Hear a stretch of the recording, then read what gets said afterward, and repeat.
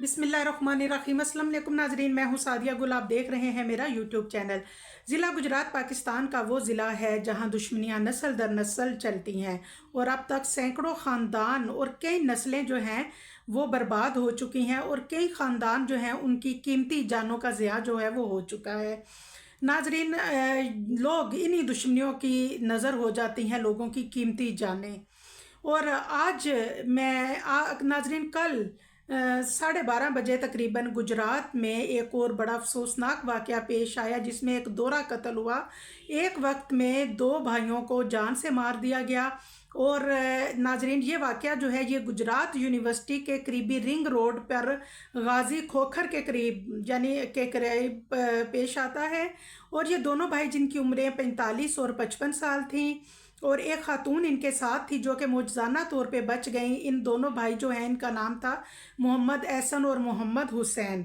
और नाज़रीन, ये अपनी गाड़ी में, अपनी ज़ाती गाड़ी में कहीं से आ रहे थे और दुश्मन जो है वो घात लगाए बैठे थे। जैसे ही ये अफराद जो है गाजी खोखरा के करीब पहुँचे तो जो मुल्ज़मान थे उन्होंने इनके ऊपर अंधाधुंध फायरिंग कर दी। और इसके बाद नाज़रीन पुलिस जो है उसने फ़ौरन इन दोनों भाइयों की जो डेड बॉडी थी उसको अपनी तहवील में लिया। अजीज़ भट्टी हॉस्पिटल जो है इनको भेजा गया और वहीं पे इनका पोस्टमार्टम भी हुआ।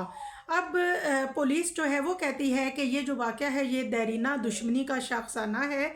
ये जो कत्ल हुए हैं दोनों भाई मोहम्मद एहसन और मोहम्मद हुसैन, इन दोनों ने भी पहले एक बंदे को कत्ल किया था और दूसरी पार्टी जो है वो उन्होंने इन दोनों भाइयों को कत्ल करके बदला लिया है।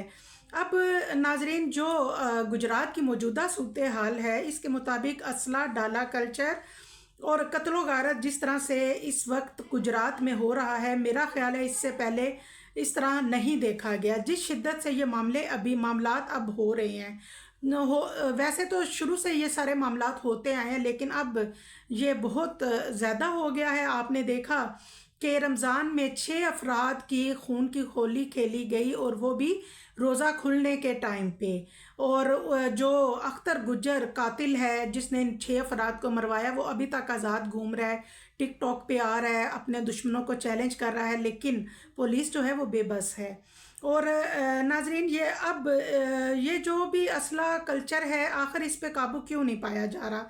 और जब पुलिस जो है वो उसको पता भी है कि यहाँ पे जितनी भी पॉलिटिकल फैमिली है या पुलिस है उनको पता है कि जागीरदाराना निज़ाम में यहाँ किसकी दुश्मनी किसके साथ है और दुश्मन जो है वो कौन किसका दुश्मन है, तो आखिर मामलात को सुलह की तरफ क्यों नहीं लेके जाया जा रहा।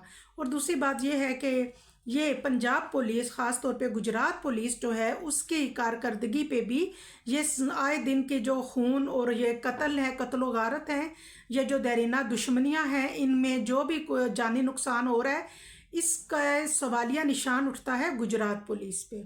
दुआओं में याद रखिएगा। अल्लाह हाफिज़। अल्लाह ताला सबको अपने हिफ्ज़ व अमान में रखे। चैनल को लाइक और सब्सक्राइब ज़रूर कीजिए।